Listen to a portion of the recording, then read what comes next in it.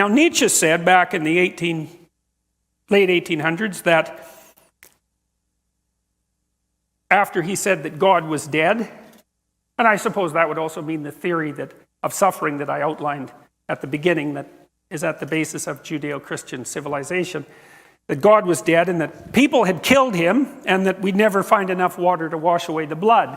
It's a paraphrase, but I've got the basic message right. And he also said there'll be two consequences of that: nihilism, because there's no transcendent meaning, and a move to totalitarianism because people can't tolerate nihilism. And he said the most likely pathway to totalitarianism would be communism, essentially. He didn't quite use those words, but he meant that. The words are close enough.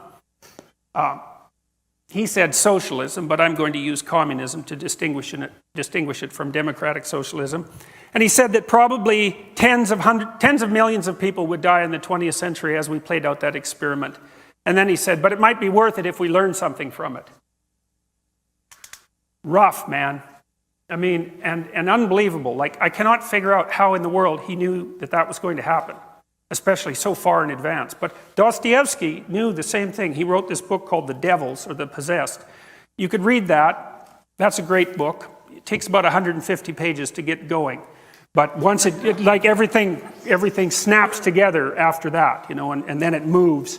And it's basically his prophecy about, it's an examination of the kind of person who had arisen in the aftermath of the death of God in Russia, who would lead the communist revolution. That's essentially it.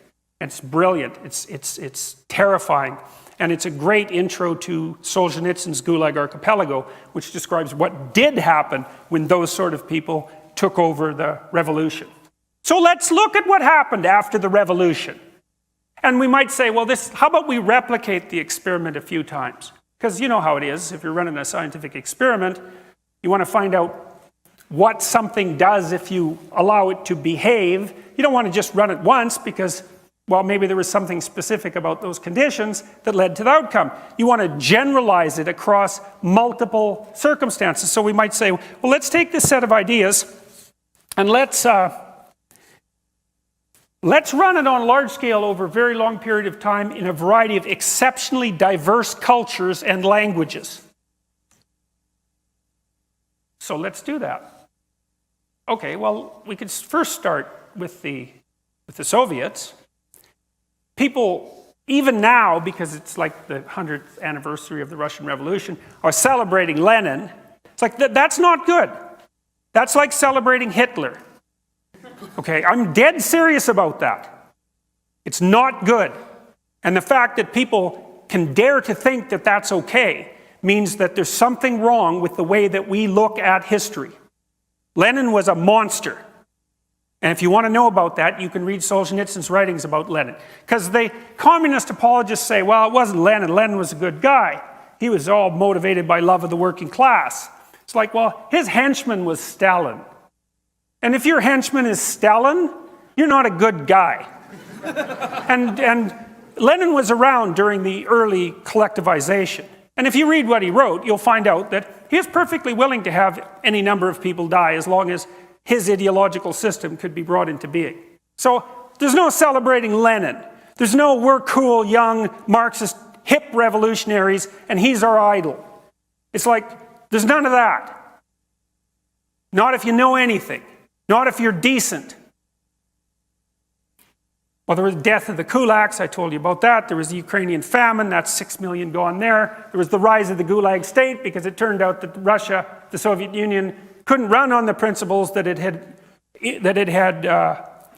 laid down as sacrosanct. They just didn't work, so you had to enslave everybody and run your economy as a slave state, essentially.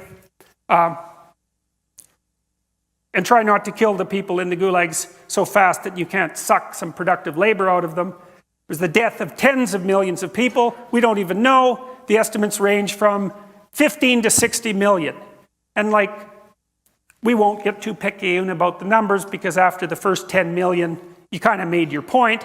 And the fact that we don't know between 15 and 60 is actually an indication of the horror of it.